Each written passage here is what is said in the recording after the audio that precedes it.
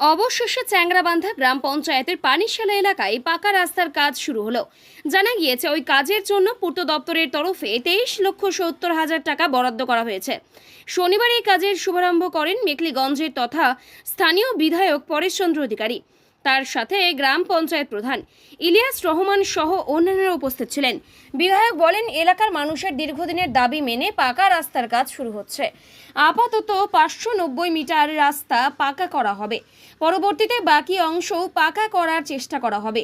পূর্ত দপ্তর মাথাভাঙ্গার তরফে এই কাজটি করা হবে, দ্রুত কাজ সম্পন্ন হবে বলেও আশা করছি। এই নিয়ে কি বলছেন বিধায়ক পরেশচন্দ্র অধিকারী এবং গ্রাম পঞ্চায়েত প্রধান ইলিয়াস রহমান, শুনুন।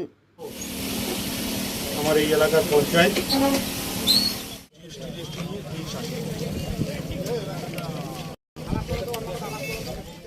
পানিছানার এই রাস্তাটি দীর্ঘদিন থেকে মানুষের দাবি।